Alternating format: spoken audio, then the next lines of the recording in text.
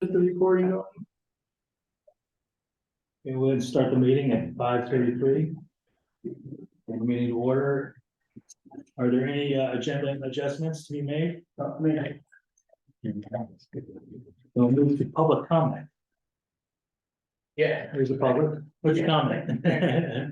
I think I'm here for while I'm here to discuss the new policy you have on the public comment. And give some questions on it. And some answers. And how is it gonna work? How is somebody from the public gonna come in and have a conversation about something that's not on the agenda? But that concerns public person, you know. Want me to give some input or not? Yeah. So the notion, anything that's not on the agenda won't be discussed that night anyway, right? You can raise anything that's not on the agenda. And it's input potentially for future agendas. It's a good way for the public to let the trustees know that there's something on their mind. But it wasn't warned, so it's fine for you to raise something not on the agenda. But if it's not warned as an agenda item, you're not supposed to pick it up. Okay. And so it wouldn't go on the agenda. That's why we actually put it after the agenda adjustments that come up. So that you know, a new substantive item doesn't get added that way. You can raise it though, because it allows, you know, for the chair and I, when we're building agendas, to consider that. Okay. So anything that's on the agenda tonight, You'd speak to we it, can't. we would speak to it at the front end. The front end. Yeah. You'd say, well, if they're gonna vote on something, you'd say, remember, it used to be after. Right. After, if there's no During. opportunity, when there wasn't really during, it's, Okay. the policy's always been at the end of the meeting, was public comment. So really, your only opportunity was to say, I think you did something wrong, after the fact. Okay. Put it at the front, so that you have the opportunity to say, I want to give you some input on agenda item 5. That was the idea of it. Okay. Why can't you have public input during the discussion on the agenda item? You can, within state law, there's 3 options. You do it at the beginning, you do it at the end, or you do it with every item. The reason, at least, we've taken one step to go from the end to the beginning. Right. You do it on every single agenda item. One, is not supposed to be a conversation, it's supposed to be public input. And then the governing board is supposed to be able to have a dialogue and decide what to do with the agenda item. And it honestly just isn't great governance. It leads to really inefficient meetings. When you have a lot, like tonight's agenda is pretty light, so it's not a big deal tonight. You have a lot on the agenda. Frankly, what I've seen in my 40 years dealing with public bodies is it devolves into a conversation, and the board actually gets a chance to talk to each other and get to their decision making. And as I wrote to you, it may be that at some point in the future, they decide to open it on every item. It's up to them. Yeah. And as I also wrote to you, the plan is if there's an item that we know is controversial, and the public really has a lot of thoughts on, probably would have a separate public comment on the warrant agenda in addition to the one at the top. Like we will for the zoning hearing, for example. Right. Will be a separate opportunity. It's the same, having it up front is the same as having an individual, because you're expressing your opinion about something that's on the agenda ahead of time. Right. So we can take that in consideration when we go to vote, or we can do it, it's the same as if we took it each item by item. It doesn't really matter, because it's not gonna change the fact that you can still say what you want to say ahead of time, so we kind of know what to expect when we go to vote. Instead of waiting until the end when we've already voted, and then you express what your opinion is, and it might be wrong or something, or not be what you want. So I think by having up front, we have a better idea of what we're gonna be going into when we go into vote. Okay?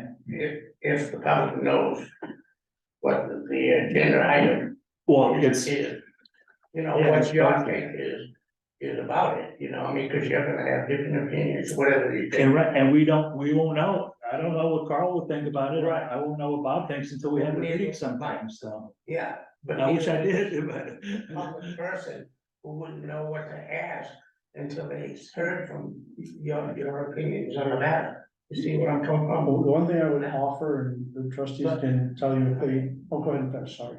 No, Well, I don't have, it's Well, Well, your. put it this way, Tab, you bring up something ahead of time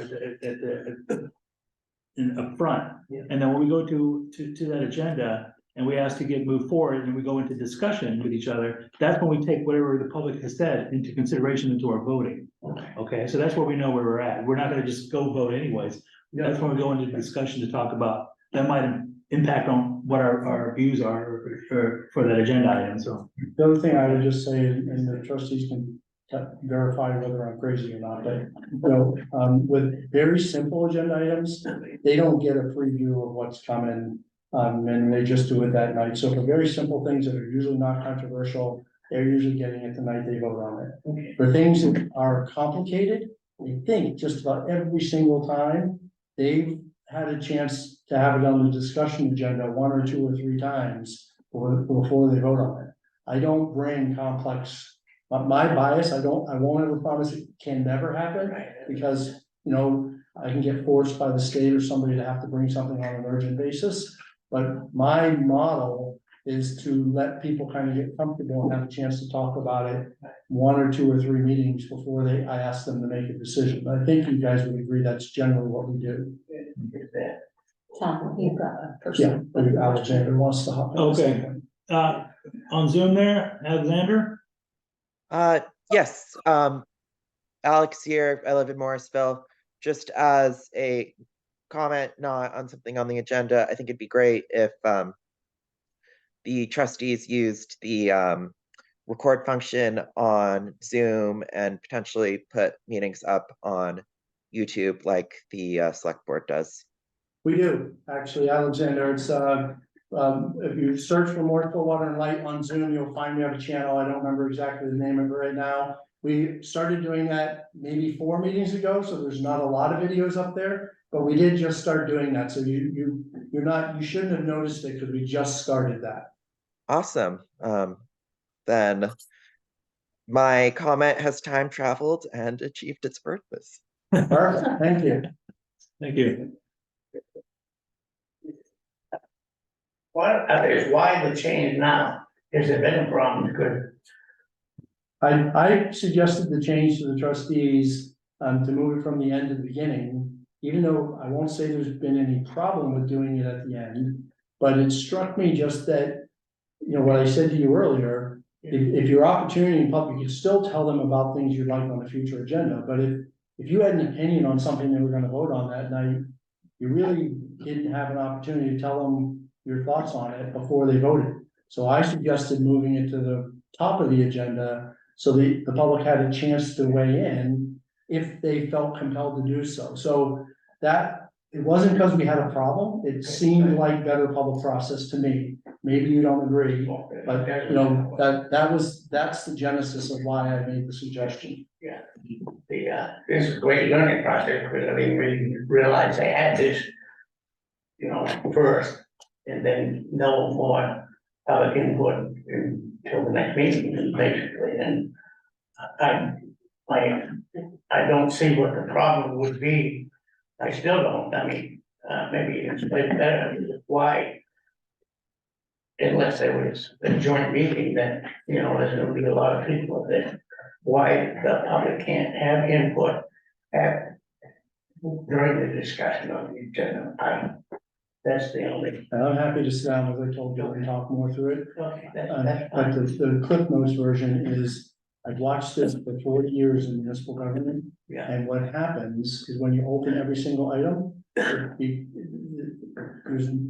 unless you have a separate moderator, which you never do, what it becomes is a conversation, and the governing board never actually talks to each other and makes a decision, at least not very quickly. And that's just not good governance. That's, at least to me. And again, ultimately, they could decide they want to do something different. This was just my recommendation to them. But that's what I've observed over 40 years, is I don't mean devolves in a negative connotation, I don't. but that opportunity for them, at the end of the day, they're elected and they need to chat with each other kind of about, what are we gonna do with this now? And then once, if you open it on every one, then you end up with naturally, and it's not negative, it's what you'd expect. The public thinks they can rejoin the conversation, so you start having that happen. when they're trying to talk to each other. I've been to a couple meetings like that. I'm sure you have, and I so know how they can Yeah, address so- it, so. that's the only reason I only went as far as I went, for what it's worth. Then my last comment would be for you to consider for your next agenda item would be to zoom the joint meeting that you're having coming up, like the 25th or whatever date it is, at the VFW. I've been to meetings with VFW and they're capable of zooming from there. They have meetings, they have meetings before. Well, I was hoping, since it is a pretty important meeting for the town folks to be privy to, 5:30 in the afternoon during the weekday. It's gonna be, not a lot of people doing, but do that. And like zooming, I think you'd probably have way more people zooming than even would show up. And I'll take that up with the chair, in fact, the chair should take that up with the chair of the select board. I know that when we talked about it last time, that was not to Zoom it. And so that's what I shared with the town. But certainly Tom and I can chat about it, Tom and you can talk about it, see where we land. It's like you and Dr. Kathy wants to join. Okay, thank you. All right, Tom. Appreciate it. Kathy, you have your hand up?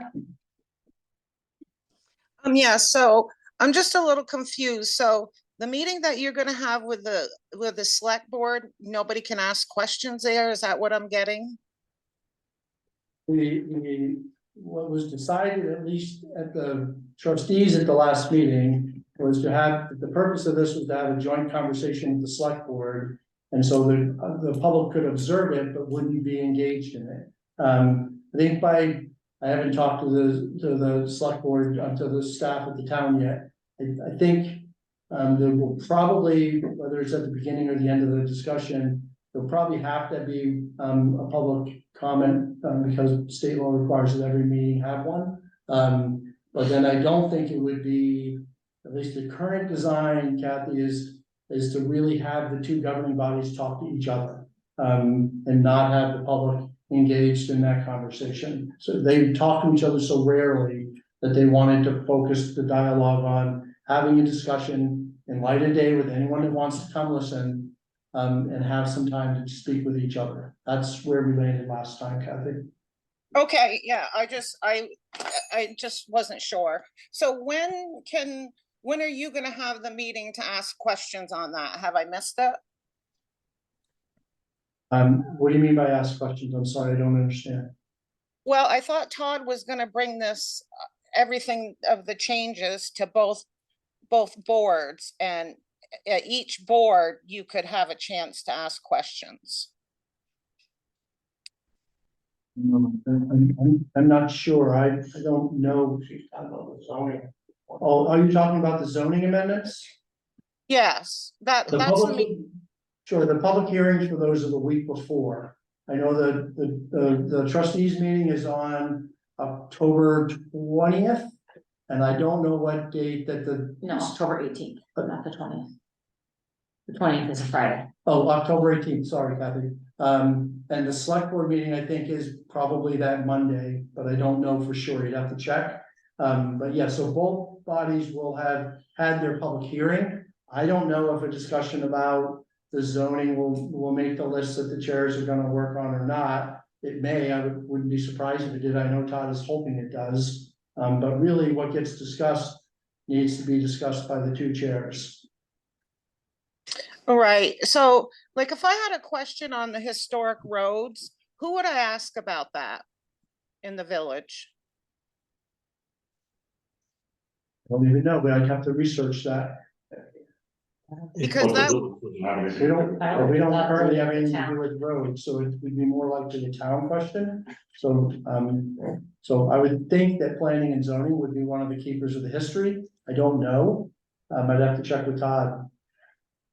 yeah, well, it's just confusing because like when I go to the town for the lights on Copley Avenue, that's not them, that's you. So it's just confusing on who does what in the village. Yeah, anything about electric, water, or sewer is us. That's the easiest thing to know. If it's electric, water, or sewer, you should start here. If it's anything else other than zoning, because that's joint. If it's anything other than the utilities or zoning, which is joint, you should start with the town. And there may be some idiosyncrasies in there, but that at a 99, the old Ivory Soap Pure 99, 44, 100s, you'd have it about right if you followed that. Okay, Except that I just thought, like the lights, like she said, we manage them, but the town pays for them, so if they wanna add something or, Right. then yeah. I get it, it's- but yeah. still, if you started Yeah. there, it's Yes. easy to direct from there. Yeah. Yeah. okay, thank you. Yeah. What else is on there? No, that's it. All right. Okay. Moving on. Approving the minutes of the September 20th meeting. Make a motion to approve the minutes. Motion been made and seconded. Just, I'll second, I didn't hear, but, it looked fine to me. Motion been made and seconded. Any discussion? Hearing none, all in favor of approving the minutes, say aye. Aye. Next, check register approval.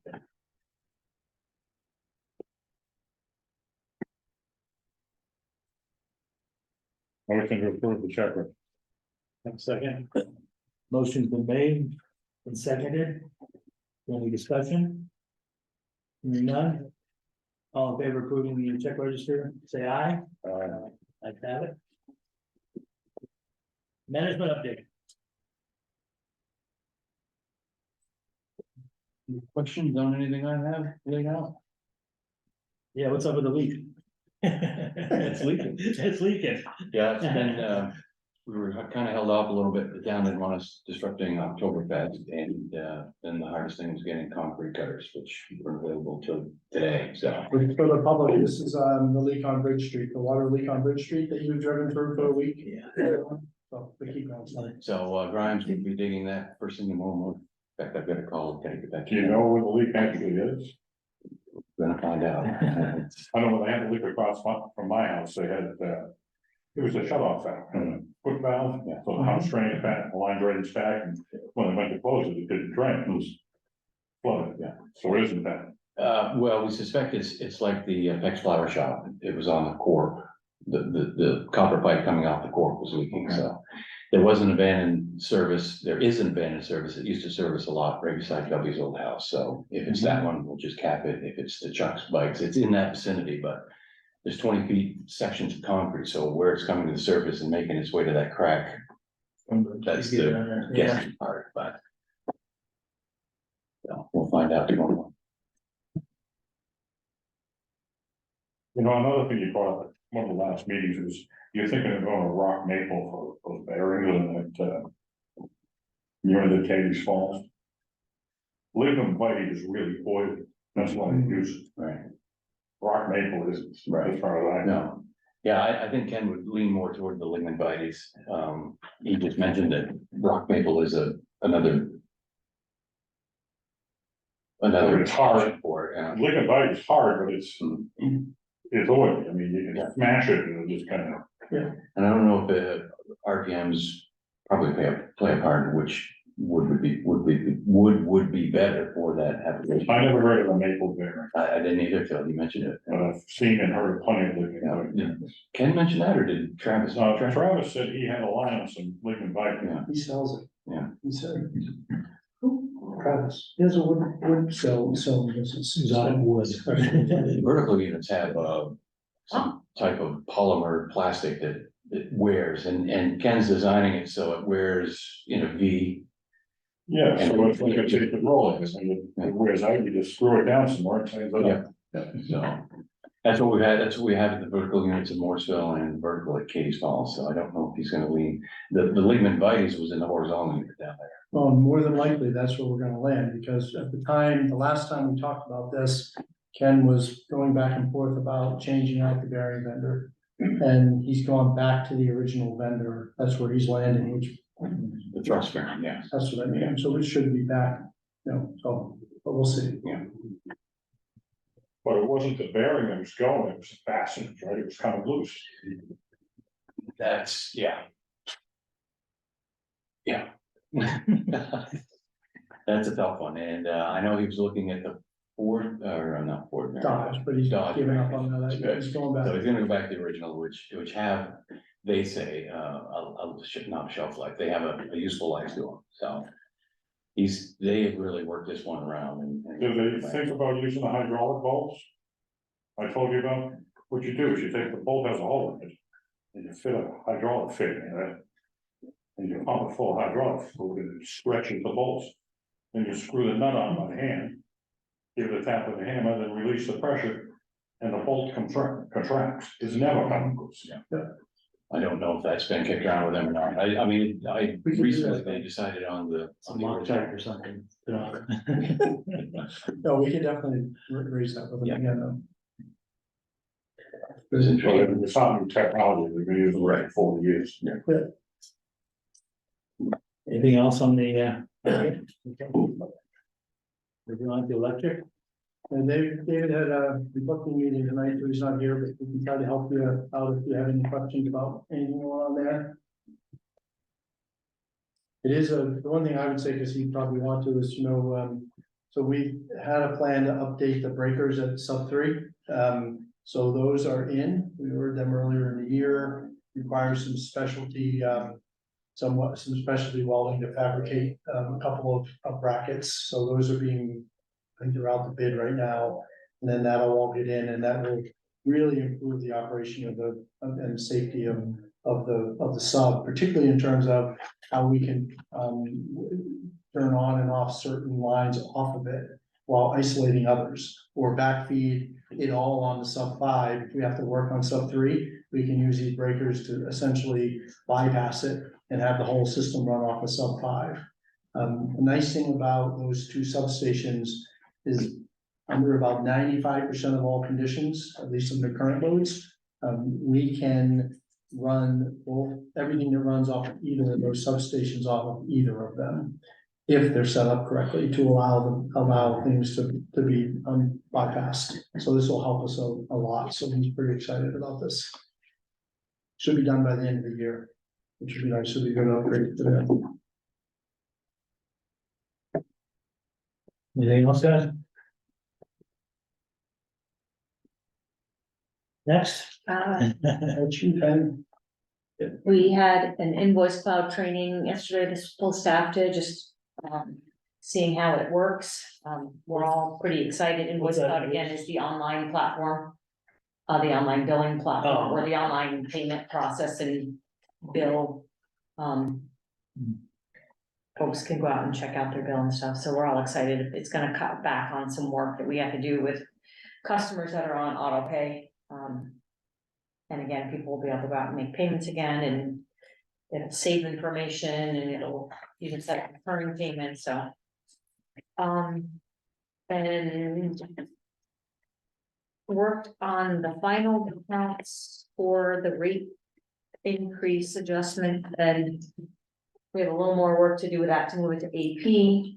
And then the net metering, I've got a lot of the data together, we just have to figure out exactly how we're gonna implement it and then put the adjustments in. Sounds like fun. No, it's not at all. on my stuff, I wrote a little bit about the PUC hearing, workshop on the Winter Storm Elliott. And this came about as a result of some influential people who didn't have power for a really long time on the WEC system and in the VEC system.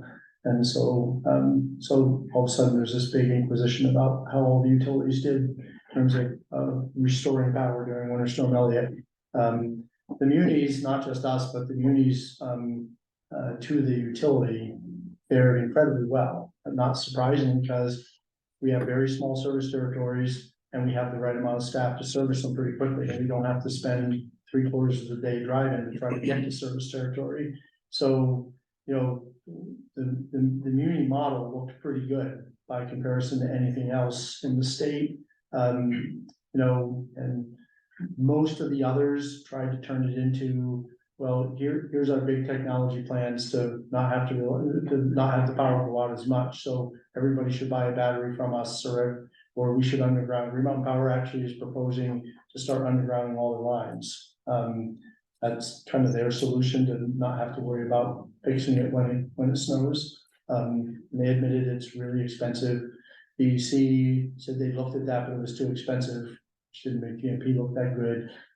So that was got a little heat going there. I don't know, the only reason I'm raising it is, you know, what was odd about this hearing is the public utility commissioners never come to these workshops, right? They send a staff person to oversee them, and then they get a recommendation about what to do. All three of them showed up. All three of them asked a whole lot of questions of everybody. So I said at the top that there's a lot of politics with this about who was powerful enough and raised enough noise. So I think what they generally heard is there's nothing to do here. I mean, even the big utilities did better on this storm than the last big storm in 2017, which went on longer. So they had fewer outages for a shorter period of time than a smaller storm in 2017. Small, not bigger. So everyone's doing better. So, you know, the logical outcome would be nothing to see here, right? But because of the politics of this, who knows what new mandate we're all gonna get, right? That's what I'm worried about. And that's why I put it on here, just to at least alert you that, you know, when I heard all three PUC commissioners were gonna be there and then listen to them all ask copious questions, I was like, oh crap. Even if it's a good news story, they're not gonna be able to leave it at that. So we'll see what happens. I'm hoping that it's de minimis and or doesn't touch communities. But we'll see. I'll keep you in the loop as we begin to hear things. And the only other thing I wanted to raise is just, you know, I did have a VEPSA meeting today. Not too much really hot, I would say. A lot of continuing dialogue about what and how to deal with this EV rate thing. I sent in a proposal this afternoon to them that, you know, we keep moving the way we talked about the last meeting with technology that will leapfrog and allow us to get the information from the manufacturers, but that we ask them not to have to implement it for 6 to 12 months after July 1st. So that we can have time to make sure that this doesn't become just a massive make work for customer support staff, which is what it's going to be if we have to do it July 1st, as I also talked about last time. We'll see how VEPSA responds to that. But I would say, based on a conversation with Penny, every single, well, not every single one, most of the other munis, at least all of them that she was talking with, are all worried about how much make work this is going to be. So we're trying to get VEPSA to kind of push to get more time to implement, which seems reasonable. You know, let the state see that we're committed to dealing with this issue, so they don't do something stupid and give it to Efficiency Vermont and take it away from us and create negative consequence for us, but then give us enough time to do it and do it right. So, and the other thing that came up was, you know, we told you early in the year just how terribly we were doing on power supply costs. So we're now actually ahead of budget, which is good. And that's even with all of the, I won't say illegal, incredibly unfair mandated costs by ISO New England from us having to subsidize the Mystic gas generating station under a contract between ISO New England and Mystic that we're not allowed to see. We just have to pay. That has cost us close to $200,000 this year. And every utility, GMP is paying something like $7 million this year, just to put it in perspective. And you're not even allowed to see the contract. It should be unlawful. We're essentially mandated to pay for something we're not even allowed to know what it is. So, and we're still ahead of budget. Yeah. It's good. Bob will take it. I thought the Mystic was a coal-fired plant. It also has natural gas gen. It used to have a lot of coal. I think there's still a little bit. But the whole thing will close this coming May. It won't generate. We wanted to close 2 years ago. And this contract was essentially in theory put in place under some market rules that ISO New England has control of to mandate it stay open for 2 more years. But since they mandated that it stay open past their desired closing date to make sure we all had enough power, then basically we all have to pay any costs of running Mystic. But we don't get to know what they are, we don't get to know, how it's calculated, we don't get to know anything. The only good news is apparently there's been a filing with FERC, or the top of ISO New England, to ask that after next May comes and the contract is no longer valid, that FERC require ISO New England to make it public, and then allow utilities to be able to file claims to challenge the costs after the fact. And so BEPS is tracking that for us, so the odds of getting any return on that, I think, are incredibly slim, but it's the best anybody can do. So it's nuts for a little tiny utility for us, like 200,000, like real money, that's like 3% on our rates, like just to give you a sense. Not quite, a little bit under, but What requires us to participate in that? ISO New England, your ISO New England has the authority to basically shut you down if you don't. They can just make sure no power runs here. Because they mandate Elko and. It's essentially a grid mandate. Right. Okay, so, and I don't have a problem with that, I mean, the biggest fallacy, one of the Vermont exceptionalism things is that we have all these little local energy systems, and that's why you hear all the stuff about all of our generation has to be in Vermont, so because we have a local energy system. We're part of a regional energy system which is connected to other regional energy systems. We could buy solar or wind from Arizona and wheel it all the way through all the systems and have it delivered here. There's no local energy system, there's local management of our grid, right? That's what we have. But that's not what the public was led to believe by the policymakers. Was this put in for a rate increase? The Department of Public Services, because the contract ends in May of 2024, that's a short-term cost and therefore it's not eligible for rate recovery. So we incur a $200,000 cost that we can't charge anybody for. And again, GMP incurs a $7 million cost that you can't charge anybody for. So, I mean, when you think about that, it's just now Stowe just got relief somehow from it. The department made a different decision on Stowe. And so they're allowed to get relief from it, but nobody else has been allowed to get relief from it. But I think that was gonna try to do some other things That's what with their future filings, the filings they're working with right now. We're working on trying to get the department, and, the PUC overruled the department. It's the Department of Public Service who said it's not eligible, and Stowe challenged them at the PUC and won. So why don't we do the same thing? Well, that's what we'd have to do next time we file.